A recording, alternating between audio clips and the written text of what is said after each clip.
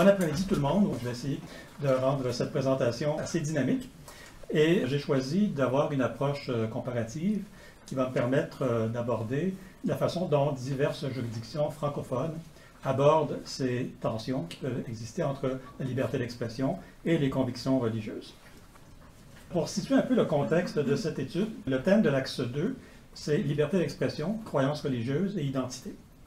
Pourquoi cette présentation cet après-midi? C'est d'abord parce que cette chaire, elle est une chaire pluridisciplinaire, dont le droit, mais aussi la philosophie, la sociologie, les sciences de l'éducation et bien d'autres. Le droit n'en est qu'une parmi d'autres, bien entendu, mais il était essentiel, surtout dans cette journée qui est consacrée au cadre juridique et normatif, de fournir ce background juridique minimum. Donc, dans le cadre de la pluridisciplinarité, c'est pour ça que je m'intéresse, moi, aux aspects juridiques de la chose. Je tiens compte également du fait que cette chaire n'en est qu'à ses toutes premières semaines d'existence. Les objectifs de l'étude, c'est de faire essentiellement un instantané, un portrait de la jurisprudence actuelle dans certaines juridictions francophones concernant les tensions entre la liberté d'expression et les croyances et les identités religieuses. C'est un instantané, presque descriptif, vous allez le voir. Donc, ce n'est pas un travail doctrinal. Ça n'a pas non plus de visée normative. Je ne veux pas dire quelle serait la voie à suivre ou quels sont les meilleurs enseignements de la jurisprudence. Et ma démarche est comparative. Comparer quoi? Comparer essentiellement des juridictions francophones qu'on va retrouver dans 58 décisions qui ont été répertoriées grâce à mon collègue Antoine Pousset, qui est doctorant en droit à l'UQAM et que je remercie vraiment sincèrement pour avoir fait ce déblayage des 58 décisions que j'ai consultées et analysées pour en livrer la substantive. La plupart de ces décisions sont postérieures à l'année 2000, mais parfois je vais avoir recours à des décisions plus anciennes. Alors, dans ces 58 décisions, il y en a à peu près le tiers qui viennent de juridictions québécoises, à quoi vont s'ajouter 8 décisions canadiennes qui concernent l'interprétation du Code criminel canadien, donc c'est pertinent évidemment pour le Québec également. Du côté français, 23 décisions. Et finalement, on a également repéré 9 décisions de la Cour européenne des droits de l'homme, dont je vous parlerai. Ces 58 décisions concernent des cas de figure, des archétypes de tension pouvant exister entre les convictions religieuses et la liberté d'expression. Un premier cas de figure, il y en aura plusieurs exemples dans ma présentation, c'est lorsque des propos sont dirigés contre un groupe religieux, minoritaire ou non. Le deuxième cas de figure, c'est lorsque des comportements inspirés par des convictions religieuses s'attaquent à la liberté d'expression, veulent limiter la liberté d'expression. Et on va même voir des cas plus rares où il s'agit de conflits à l'intérieur d'une même religion, conflits qui vont impliquer des expressions contestées. Quant aux religions en cause, dans ces 58 décisions, les chiffres ne sont pas très parlants, mais j'ai pris la peine quand même de vous les présenter dans ce tableau. Le total dépasse 58 parce que dans certaines décisions, plusieurs religions sont concernées. Mais en gros, on observe que sur 24 décisions concernant l'islam, 19 le christianisme et 15 le judaïsme. Ce sont des proportions à peu près comparables. Passons donc aux résultats. Je vais y aller juridiction par juridiction, en commençant par le Québec. Alors, les décisions québécoises et canadiennes. Certaines sont rendues dans des affaires de droit civil, des affaires civiles qui vont être axées soit sur la diffamation, soit sur la discrimination. Dans les deux cas, évidemment, les fondements juridiques de ces actions ne seront pas les mêmes. On a aussi des décisions de nature pénale ou criminelle. La plupart concernent la propagande haineuse. Mais il y a aussi un certain nombre de décisions, peu nombreuses et relativement anciennes, qui concernent une infraction méconnue, toujours présente dans le Code criminel, la perturbation d'un office religieux. Donc, je vais passer à travers chacune de ces types d'affaires. La diffamation. Il n'y a pas de texte de loi qui interdit nommément la discrimination. Par contre, le principe bien connu des juristes qu'on apprend en première année de droit, c'est qu'une personne doit respecter les règles de conduite qui, suivant les circonstances, les usages ou la loi, s'imposent à elle, de manière à ne pas causer de préjudice à autrui. C'est ce qu'on appelait autrefois la responsabilité délictuelle, qu'on appelle maintenant dans le Code civil du Québec la responsabilité extra-contractuelle. On est responsable de compenser le dommage qu'on cause à autrui par sa faute. Et parfois, la faute va consister en de la diffamation. Pour qu'il y ait diffamation, au sens du droit civil québécois, il y a 3 façons de diffamer quelqu'un ou de diffamer un groupe. Ça peut être soit parce qu'on a tenu des propos désagréables sur autrui, que l'on sait faux, ou encore des propos désagréables sur autrui que l'on aurait dû savoir faux, donc par négligence, on les a quand même tenus. Ou encore, on peut tenir des propos qui sont vrais, mais que l'on tient sans juste motif. Dans chacun de ces trois cas, il y a de la diffamation qui devrait être indemnisée à condition, évidemment, qu'on démontre un dommage causé à quelqu'un et un lien de causalité entre la faute et le dommage. Avant d'aborder la question de la diffamation religieuse, il faut savoir qu'il y a quand même un encadrement de tout ça. En effet, la diffamation, elle existe dans les yeux des tiers et non pas dans les yeux de la personne qui se sent offensée par un propos. C'est très important. Le simple fait d'avoir été offensé par ce qu'on a dit de soi-même à propos de sa propre religion, par exemple, ça ne suffit pas pour constituer de la diffamation. Il faut que l'on soit diffamé dans les yeux des tiers, et ces tiers doivent être des tiers ordinaires. C'est ce que la jurisprudence confirme. Il faudrait donc qu'un citoyen ordinaire estime que, ayant entendu les propos tenus à notre sujet, l'on est diffamé. Ça place la barre tout de même relativement haut. Et quant au préjudice, quant au dommage causé par la diffamation, eh bien, il faut savoir également que plus un groupe est composé d'un grand nombre de personnes, plus il va être difficile de démontrer ce dommage personnel. J'ai cité à l'écran deux décisions, une de la Cour suprême, une de la Cour d'appel. Je vais parler de la deuxième, celle qui est en plus petit caractère, les Jeunes Canadiens pour une civilisation chrétienne, parce que ça concerne, entre autres, et en particulier la diffamation religieuse. C'est une affaire assez connue qui remonte aux années 70, dans laquelle cette organisation, les Jeunes Canadiens pour une civilisation chrétienne, avait tenté d'obtenir qu'une pièce de théâtre ne soit pas présentée par le Théâtre du Nouveau Monde. C'était la pièce Les Fées ont soif, qui a été représentée d'ailleurs à Montréal il y a quelques années. Alors, les Jeunes Canadiens pour une civilisation chrétienne avaient demandé une injonction pour empêcher la présentation de la pièce qui, selon eux, portait atteinte à leur réputation en tant que jeunes Canadiens, en tant que jeunes chrétiens, quoi. La Cour d'appel, qui faisait écho en cela à la jurisprudence antérieure, a jugé que ce groupe était trop diffus, qu'il y avait finalement trop de chrétiens pour que chacun des chrétiens se sente attaqué personnellement par la pièce de théâtre. En fait, il n'y avait pas d'intérêt suffisant de la part de cette association pour demander une injonction. Dans l'affaire Boumalave, celle qui précède, il s'agit de l'animateur de radio bien connu André Arthur, qui s'en était pris, entre autres choses, au chauffeur de taxi d'origine haïtienne et d'origine maghrébine. Et encore là, la Cour suprême avait refusé de conclure que tous les membres de ce groupe-là étaient personnellement atteints par les propos tenus par André Arthur. Alors on comprend que la diffamation, ce ne soit pas facile à démontrer. Ça explique peut-être, je dis bien peut-être, que dans les 7 décisions étudiées et où on alléguait de la discrimination, il n'y en a qu'une seule qui ait reconnu l'existence d'une diffamation.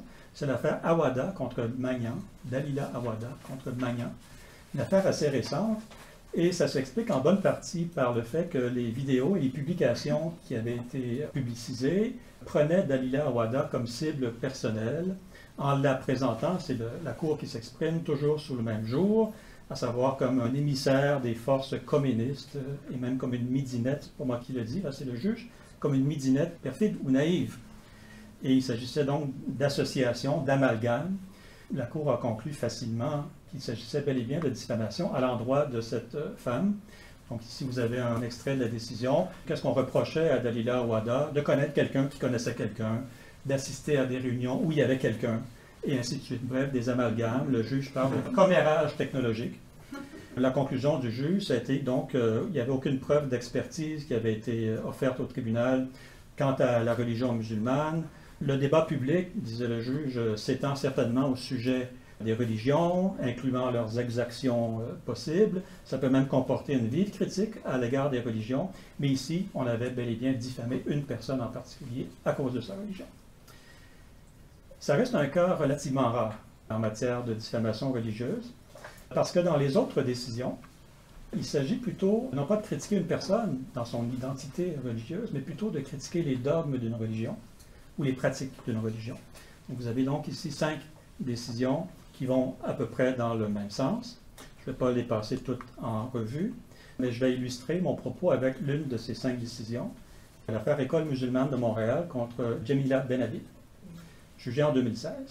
Madame Benhabib donne une entrevue à la radio à une émission d'Utrisac, Benoît Dutrisac. Et dans cette entrevue, elle critique les pratiques éducatives de l'école musulmane de Montréal, une école privée à caractère religieux qui est accréditée par le ministère de l'Éducation. Qu'est-ce qu'elle dit? Bien, d'abord que cette école utilise des méthodes d'enseignement qu'elle compare à celles de camps militaires en Afghanistan ou encore au Pakistan. Elle critique le choix des sourates coraniques étudiées en disant qu'elles sont inappropriées à de jeunes enfants. Elle critique le port obligatoire du voile dans cette école pour le personnel et pour les élèves. Elle exprime en conclusion des doutes sur la capacité des enfants qui reçoivent cet enseignement de s'intégrer plus tard à la société québécoise. Le tribunal reconnaît tout ça, mais considère que la critique faite par Mme Benhabib porte non pas sur l'identité des élèves qui fréquentent cette école, ceux qui y enseignent, mais plutôt sur les pratiques d'enseignement, et que donc les personnes ne sont pas visées dans leur identité religieuse. C'est un thème qui va revenir souvent dans les décisions, y compris ailleurs qu'au Québec. Voici un extrait du jugement rendu dans cette affaire de l'École musulmane de Montréal. Le port du voile et la mémorisation de sourates coraniques sont des sujets d'intérêt public qui justifient une liberté d'expression. Une personne raisonnable, c'est toujours ce critère-là, cette personne ordinaire, ne considérerait pas que les propos tenus par Mme Benhabib sont diffamatoires à l'endroit des musulmans. C'était simplement l'expression de bonne foi, d'une opinion honnête et d'une croyance sincère. Bref, on est ici, dit la Cour, au cœur de la raison d'être même de la liberté d'expression. L'un des fondements de la liberté d'expression, en tout cas au Canada, c'est la participation au débat sur des sujets d'intérêt public, quand il s'agit de prendre des décisions d'intérêt social et politique. Donc ici, on est au cœur de la liberté d'expression, et donc Mme Benhabib n'a pas fait de diffamation en disant ce qu'elle a dit. Dans le même ordre d'idées, on peut ajouter qu'on peut très bien critiquer des pratiques connues et documentées de certaines croyances religieuses. Par exemple, dans le cas de l'Église raélienne, il y avait eu des propos plutôt moqueurs à propos des pratiques sexuelles en vigueur dans cette Église raélienne. On a considéré qu'il n'y avait pas de diffamation, il s'agissait simplement d'une critique des pratiques. On peut également critiquer le comportement allégué de certaines personnes appartenant à des minorités religieuses, par exemple lorsqu'elles ne respecteraient pas certains règlements municipaux. Ici encore, il n'y a pas de diffamation. Donc, la diffamation, difficile à mobiliser comme outil juridique pour condamner certaines formes d'expression. Ajoutons également, pour terminer là-dessus, que lorsqu'on a essayé d'exercer une censure préalable, donc pour empêcher que des propos soient tenus en invoquant une sensibilité religieuse particulière, ici c'était les Raéliens, qui avaient demandé au tribunal d'empêcher que des articles futurs soient publiés à leur sujet. Stone Media, mais il y avait aussi la presse, Le Devoir, Radio-Canada, tous les médias étaient concernés dans cette affaire. La Cour d'appel est d'avis qu'une interdiction a priori de tout commentaire futur serait une atteinte démesurée à la liberté d'expression. Comme deuxième outil, puisque la diffamation reste un outil difficilement mobilisable, une deuxième façon d'aborder la question serait à travers la discrimination et le harcèlement. Et là, ce ne sera pas le Code civil qu'on va mobiliser, mais la Charte des droits et libertés de la personne du Québec, qui garantit à chacun le droit à la sauvegarde de sa dignité, à l'égalité sans discrimination fondée sur la religion, et qui interdit également le harcèlement fondé sur la religion. Alors, il y a un bon nombre de décisions, surtout rendues par le Tribunal des droits de la personne du Québec dans des affaires de troubles de voisinage, des relations entre voisins, entre copropriétaires, entre propriétaires et locataires, où des propos discriminatoires à l'endroit beaucoup des musulmans ont été tenus et où le Tribunal des droits a condamné la personne qui avait tenu ces propos à indemniser financièrement la personne qui était le destinataire de ces propos. Les montants sont généralement très minimes. On parle de centaines ou de quelques milliers de dollars tout au plus. Donc, on a noté un certain nombre de décisions. Je vais en donner une, par exemple. C'est l'affaire Nataf contre Doclin. Ce sont donc des rapports de voisinage, des travaux de rénovation qui tournent mal, c'est bruyant, ça fait de la poussière, il y a du mécontentement, il y a des tensions. Et il y a une partie qui écrit à l'autre en disant « Vous vivez dans votre bulle acidique, à l'abri des contacts avec les gens qui ne sont pas dans votre religion et sans aucun respect. » Ironiquement, la personne n'était même pas assidique, elle était orthodoxe, mais l'autre croyait qu'elle était assidique. Et la personne donc, qui reçoit le courriel se sent affectée, reçoit ça comme une gifle, et dit que ça suscite chez lui une remise en question comme père, comme parent et comme homme communautaire. Bon, qu'est-ce qu'on fait avec ça? De façon intéressante, je trouve, le tribunal fait appel au contexte social.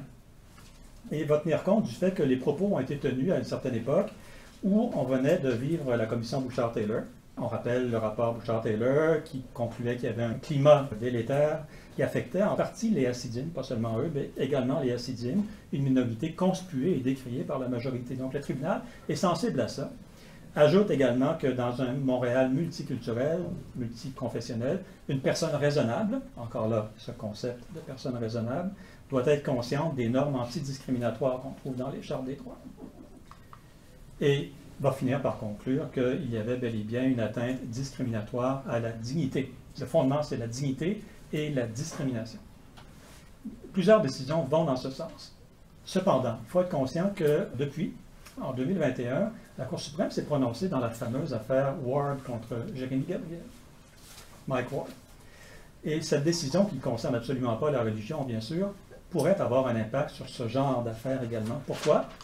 Parce que la Cour suprême, dans sa majorité, c'est un jugement très partagé, a considéré qu'une personne raisonnable, toujours le même critère, ne considérerait pas que les propos de Mike Ward à l'endroit de Jérémy Gabriel incitent autrui à mépriser Jérémy ou à détester son humanité à cause de son handicap.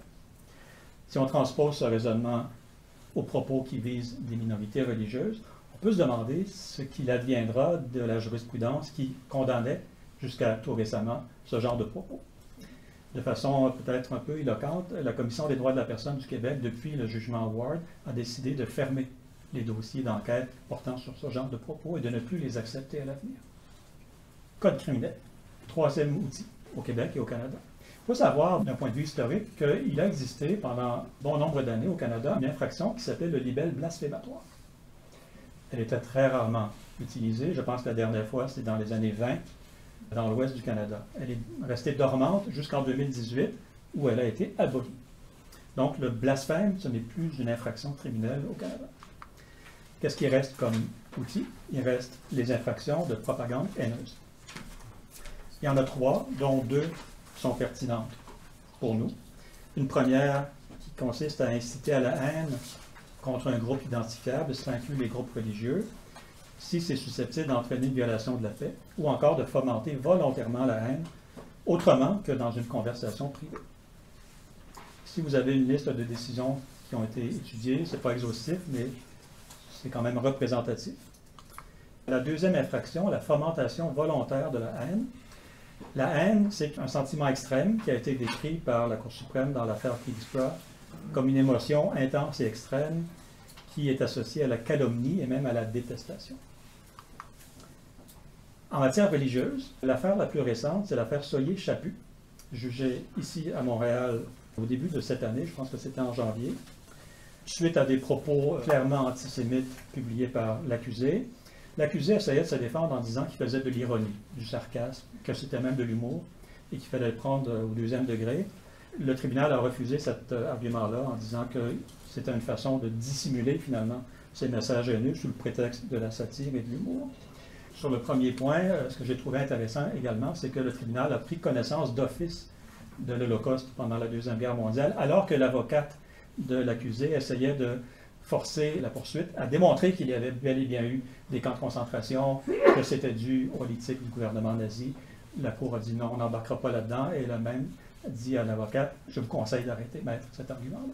Il faut savoir aussi qu'en matière de propagande, il y a des moyens de défense qui sont disponibles aux accusés, notamment la vérité des propos, l'expression de conviction sur un sujet religieux auquel on croit, ou encore l'intérêt public. Mais ces moyens de défense sont rarement invoqués avec succès. L'infraction méconnue dont je vous ai parlé au début, c'est la perturbation d'un office religieux. Rarement invoquée ici. J'attire votre attention sur la troisième infraction, faire volontairement quelque chose qui trouble l'ordre ou la solennité d'une assemblée religieuse.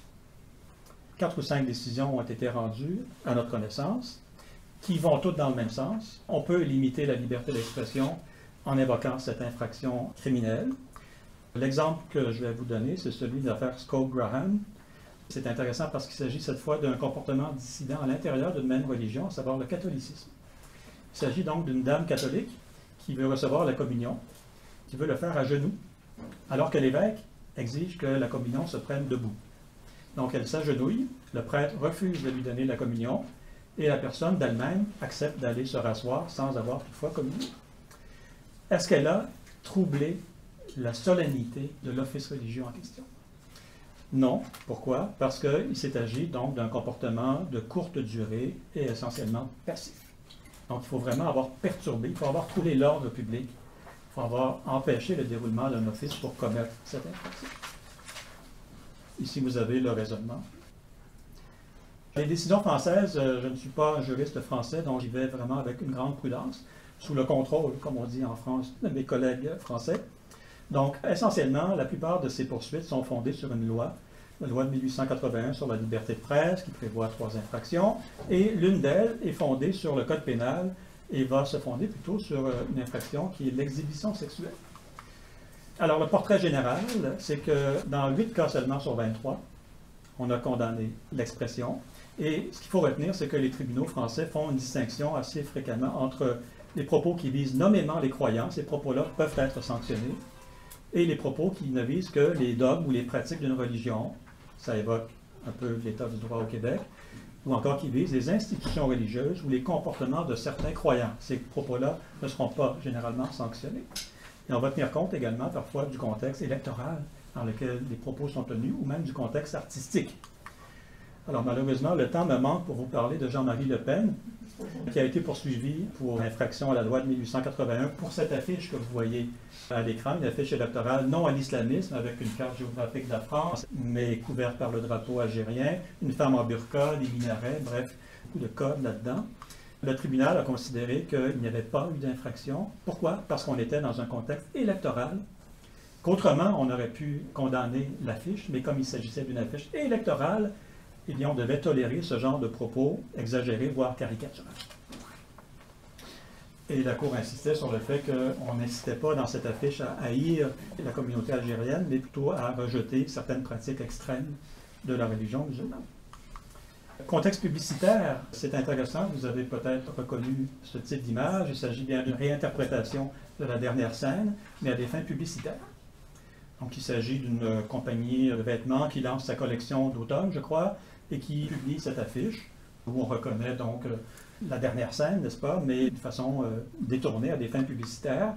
Alors il y a un tribunal inférieur qui avait considéré que c'était l'usage dévoyé d'un symbole catholique, mais la Cour de cassation a cassé cela en disant qu'il s'agissait simplement d'une parodie et qu'il n'y avait pas d'objectif d'outrager les fidèles catholiques ou de les atteindre dans leur considération. Galerie d'art. Cette photo, très connue, très controversée, s'appelle Peace Christ. Elle représente un crucifix contenu dans un bocal rempli d'urine. Ce n'est pas le bocal qu'on a exposé, c'est la photo du bocal. On l'expose dans une galerie d'art. Quelqu'un considère que cette photo provoque à la discrimination. Et le tribunal conclut qu'il n'y a pas de trouble à l'ordre public. Pourquoi? Parce qu'il s'agit d'une œuvre artistique difficile à interpréter, et qu'on ne pourrait sanctionner que les dénégations violentes, disproportionnées et prosélytes des croyances religieuses, ce qui n'est pas le cas ici. Critique des institutions. Le pape Jean-Paul II a été critiqué dans Charlie Hebdo.